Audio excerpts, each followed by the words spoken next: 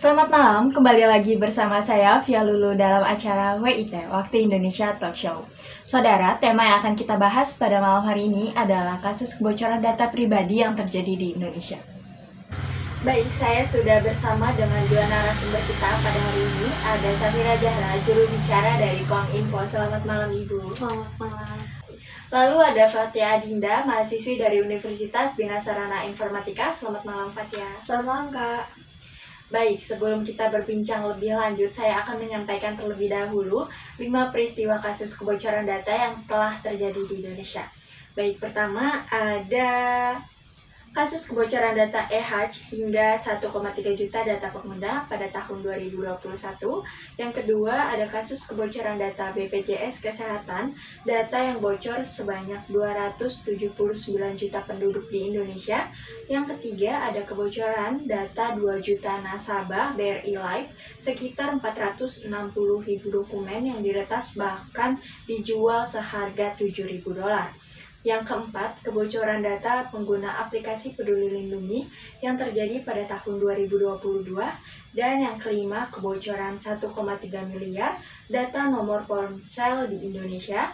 Sebanyak 2 juta diantaranya diberikan sebagai sampel gratis dan masih banyak kasus kebocoran data lainnya. Baik, saya akan bertanya terlebih dahulu kepada juru bicara Kominfo, Ibu Safira Zahra.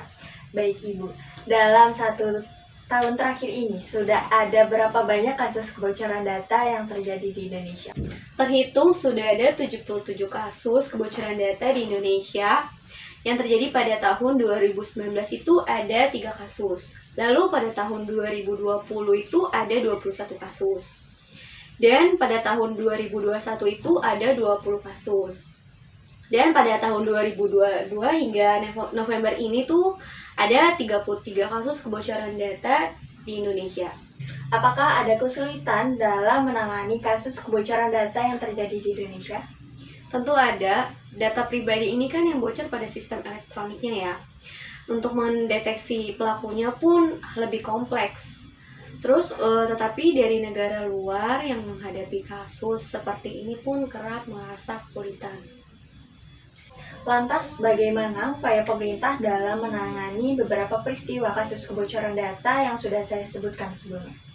Baik, pada kasus PDP termasuk kebocoran data yang terus meningkat terkait kebocoran data yang terjadi pada aplikasi Peduli Lindungi dan BPJS, kami meninjau peretasan dilaksanakan akun Biorka.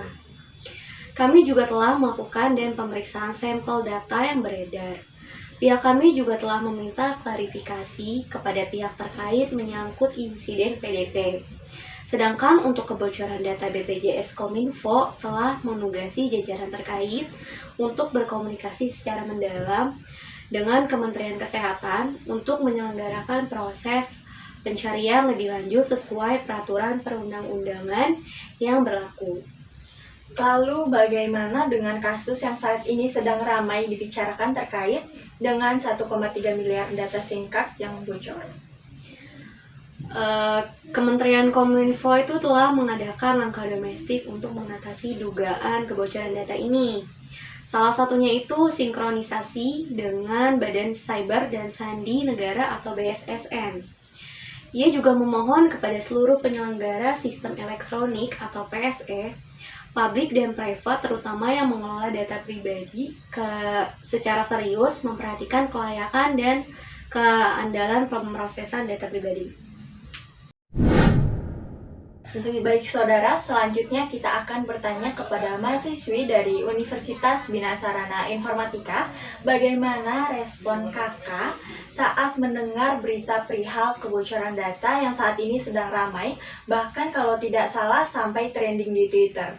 Iya benar Kak, kemarin itu sempat trending nomor 1 di Twitter. Nah dengan hashtag Biorka, saya juga kaget banget kok bisa gitu data yang ibaratnya kita doang yang tahu bisa sampai bocor ke orang lain. Padahal kita aja udah serahasia itu buat jaga nyimpan data pribadi kita, tapi malah bocor pas dipegang sama pemerintah. Apakah Fatia sendiri terkena dampak dari kasus kebocoran data yang terjadi? Ya, alhamdulillah buat aku sendiri sih pas kejadian itu nggak ada dampak apa-apa ya. Cuma jadi was-was banget kalau ada nomor telepon terus SMS gitu yang nggak dikenal masuk tuh, jadi lebih jaga-jaga aja sih. Baik Fatnya, di sekitar kamu ada nggak sih yang pernah ngalamin kebocoran data? Teman jauh mungkin ya, tapi dia bukan kebocoran data sih, tapi pencurian gitu, pencurian data. Jadi dia cuma klik link yang dikasih sama strangers gitu, yang di-share sama strangers, dia klik. Nah, nggak lama dari itu data-data dia, data-data pribadi, bahkan sampai ke akun-akun sosial medianya itu diretas. Menurut saudari Fatia sendiri, apa sih yang sekarang bikin data jadi mudah bocor atau diretas?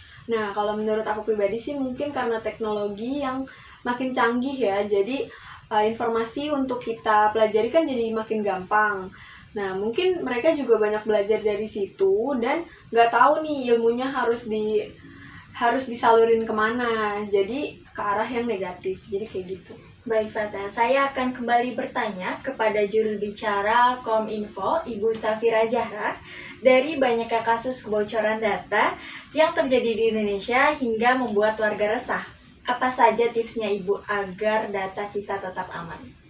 Baik, yang pertama itu tentu kita tidak membagikan informasi pribadi kepada sembarang pihak. Lalu yang kedua itu abaikan tautan yang mencurigakan dan hanya menggunakan perangkat lunak yang asli. Yang ketiga, berhati-hati pada pesan atau email yang tidak terduga. Baik, terima kasih kepada Ibu Safira Zahra dan Kak Fatia Adinda yang telah berkenan hadir dalam acara WIT Waktu Indonesia Talk Show. Pada malam hari ini, saya Fialul Maya pamit undur diri. Terima kasih.